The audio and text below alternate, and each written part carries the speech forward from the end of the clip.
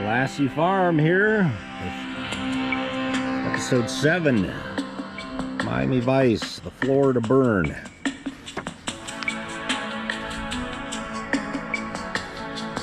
Zito nodded toward the burned out Hulk. Their guess is C4 plastic explosives, Lieutenant. Rigged for the lock on the trunk with a tension trip. At least 6 keys of Yap serum went up with Eddie, said Zwitek, just as one of the bomb dogs cut loose a wet, wide-bore doggy sneeze. He chuckled, then caught Rodriguez's dead glare and stifled himself. Those mutts will be up for the next 3 weeks.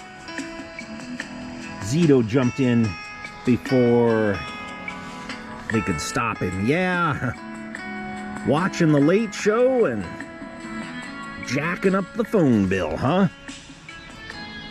You guys have a sick sense of humor, said Rodriguez. Where's Crockett? In the SID van, said Zwitek, nodding in the right direction. He's pretty shook up about Eddie. Rodriguez moved away. You guys ought to be, too. He left Zwitek biting his lip and Zito with his usual out-of-tune expression. Crockett sat in the van's passenger seat, an unfiltered Lucky Strike dangling from his lips, his eyes set in infinity focus. Rodriguez leaned through the window and lit the smoke for him. Then he climbed into the driver's seat to hear Crockett's version. Crockett was a pro. 4 days ago, he said in a straight monotone, I got a line on Corky Fowler, the kid who got vaporized back there. He was a runner for this Puerto Rican named Leon Spangles. Leon works for the Colombian. I played the middleman, told him I have a heavy buyer from L.A., Eddie. Crockett could still not believe what had happened, how this minor league bust had abruptly screwed up his whole life. He kept rerunning the details in his mind as if he might revise somehow, change the story in the telling so that it left Eddie alive. They had already gotten the word I was a legit runner with a fast boat down at the marina. Once Eddie flashed the cash, Corky and I were to make the pickup from a Panamanian shrimper 8 miles off Bal Harbor. Rodriguez's eyes kept straying back to the smoldering junk pile. Long way from Bal Harbor, Sonny. Corky showed up today without Leon, said he'd found a new pipeline, which means he'd cut out the Colombian. He wanted to go into business for himself. At the mention of the Colombian, Rodriguez blew a breath of disgust between his teeth. What makes you so sure this ghost you've been chasing for 2 months, this so-called Colombian drug king, was behind this? Crockett spat out a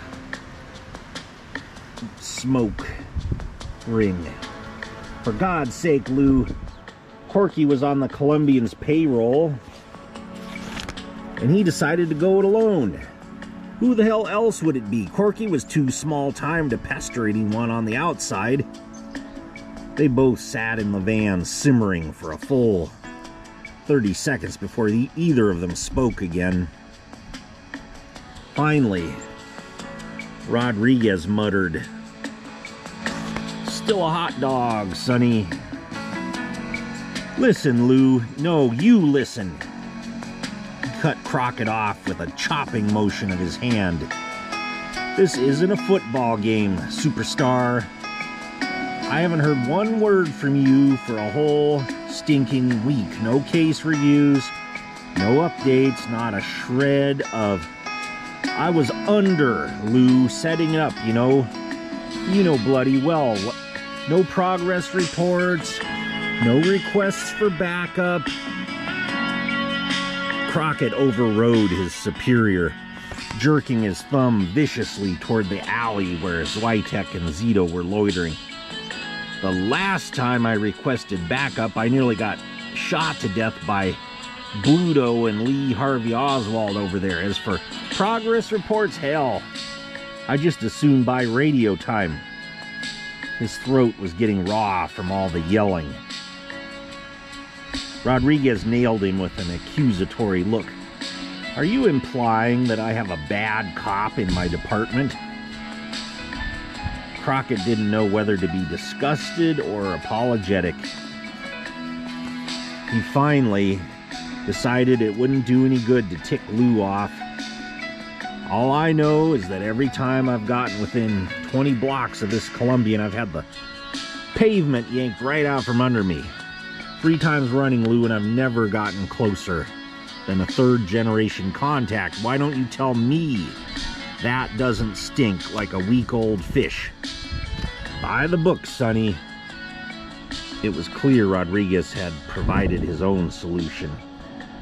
By the book from here on in, or I swear I'll pull you off the streets.